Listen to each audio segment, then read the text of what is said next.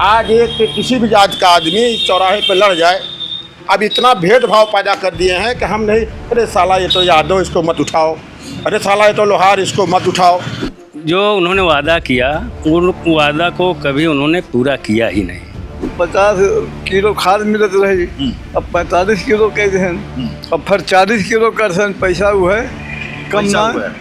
जो जीएसटी का मतलब समझ रहा है वो सीधे जो गठबंधन की तरफ जा रहा है। सबसे बड़ी दुर्भाग्यपूर्ण चीज़ है कि हमारे शिक्षा पे जीएसटी लगी है। अब हम शिक्षित ज़्यादा हो जाएंगे तो आपसे सवाल करेंगे।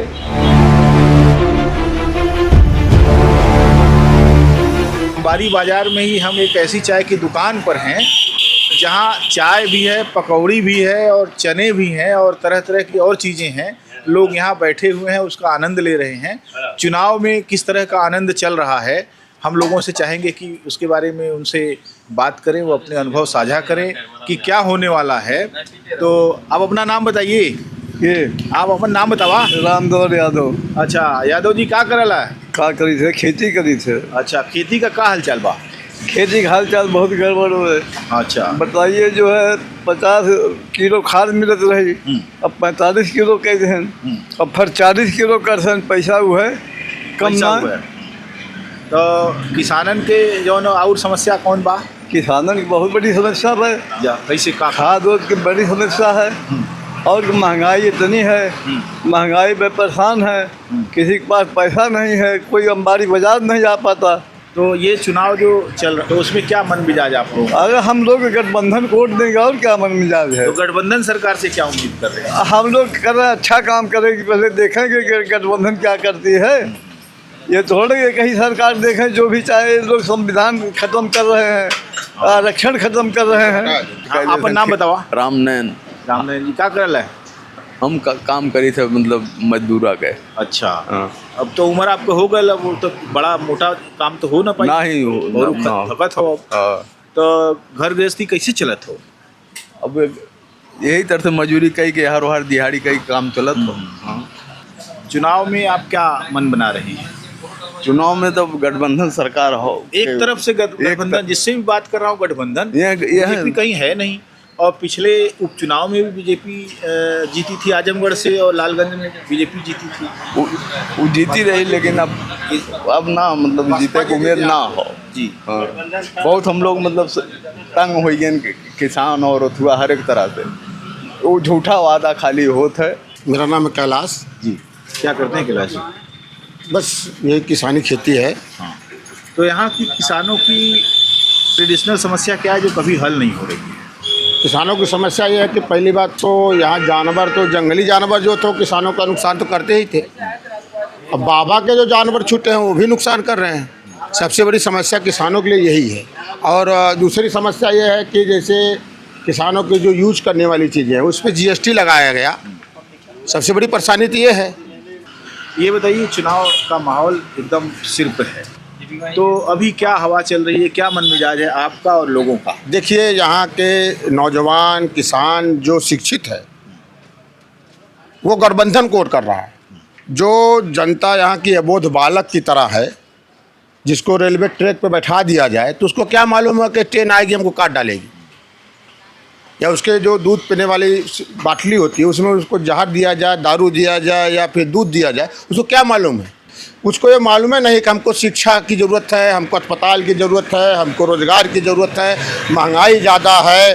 अब अभी आप देख लीजिए कि पूरे संसार में सबसे दुर्भाग्यपूर्ण चीज़ तो ये है, कोई नेता नहीं बोलता, सबसे बड़ी दुर्भाग्यपूर्ण चीज़ ये है कि हमारे शिक्षा पे जीएसटी लगी है।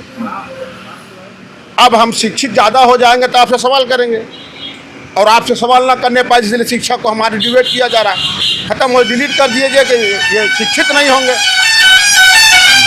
सवाल तो पूछेंगे नहीं।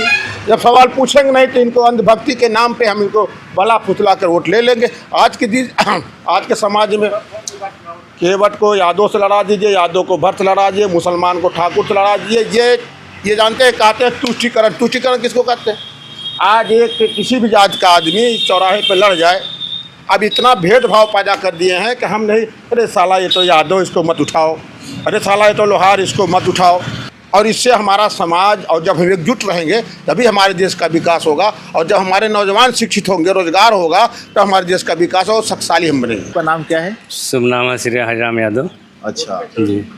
उर्फ कचौड़ी। उर्फ पकौड़ी। पकौड़ी, पकौड़ी यहाँ मिलती है इसलिए आपका नाम जो है जी सर, पकौड़ी भी मिलती है, चना चाय मिलता है।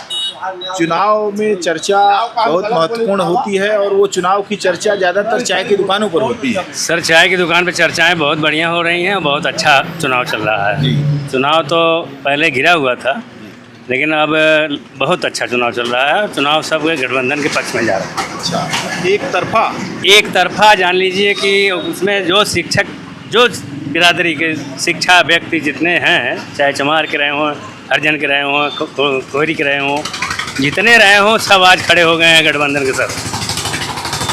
सब गठबंधन का सपोर्ट कर रहे हैं, उसमें किसी को कहने की ज़रूरत नहीं। भाजपा ने एक सोशल इंजीनियरिंग का फार्मूला 20-25 वर्ष से उत्तर प्रदेश में जी सर वो चल रहा है। जी सर। पिछली सरकार जब आई थी भाजपा की, तो लोगों ने माना कि सोशल इंजीनियरिंग उनकी मजबूत हो गई है, तमाम सारी जातियों को उन्होंने आपस में जोड़ लिया है। जी सर। लेकिन अभी क्या स्थिति है?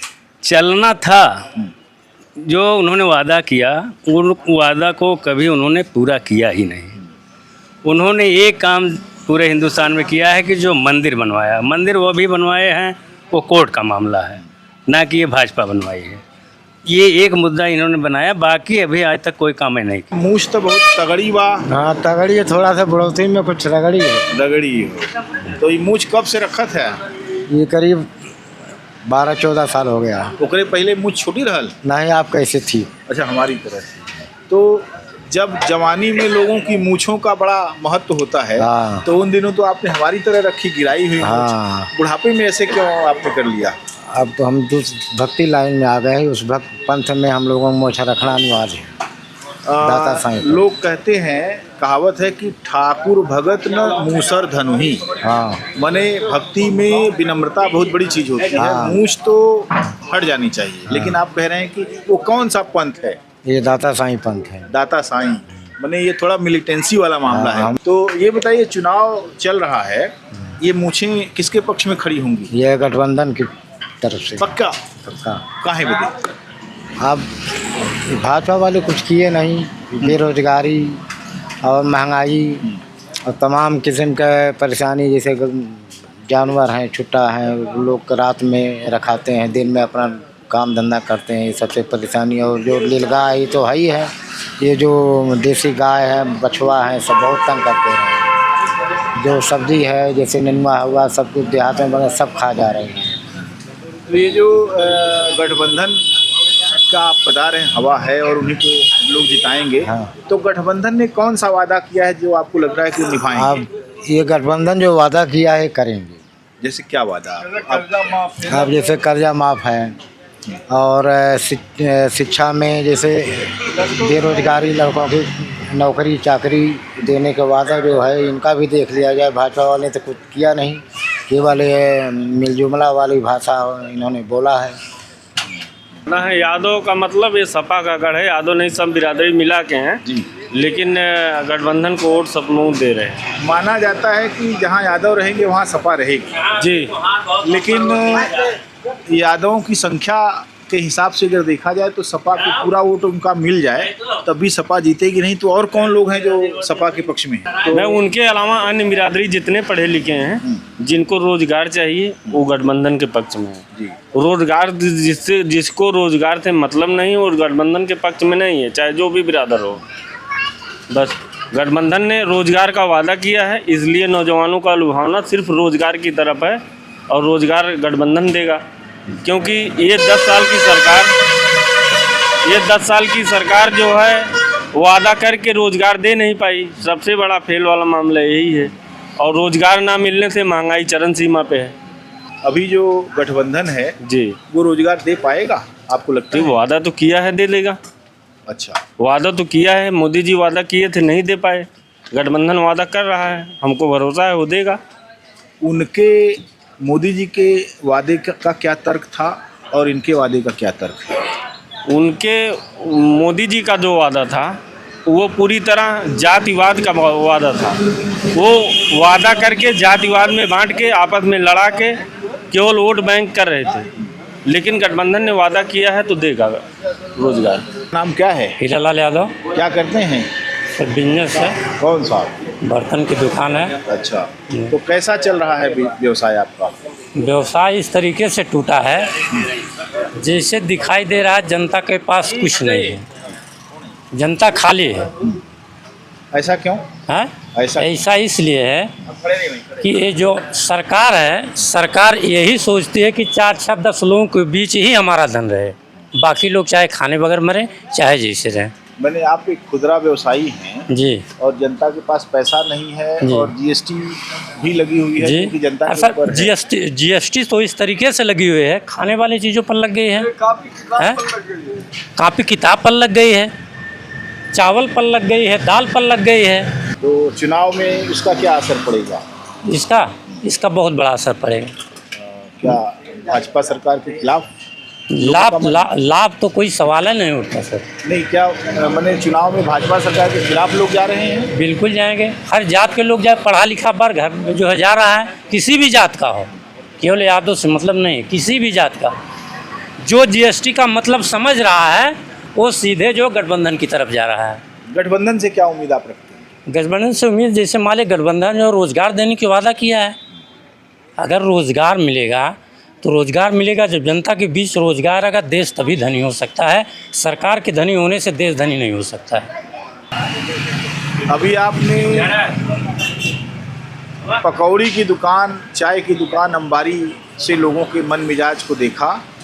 लोग महंगाई से त्रस्त हैं और बेरोजगारी उनका एक महत्वपूर्ण मुद्दा है। खुदरा व्यवसायी जीएसटी और लोगों की जेब में जो उनकी बाइंग कैपेसिटी है ख़त्म होने से उनके रोज़गार पर जो असर पड़ा है, इसका चुनाव पर बहुत गहरा असर पड़ने वाला है। और लोग कह रहे हैं कि हम अब परिवर्तन चाहेंगे, हम उस झूठे वादे वाली सरकार के पक्ष में नहीं हैं। हम चाहते हैं कि जो भी वादा हमारे साथ किया जाए उस पर सरकारें डटी रहें और वो वादे निभाए जाएं। आजमगढ़ के अंबारी बाज़ार से गांव के लोग के लिए रामजी यादव।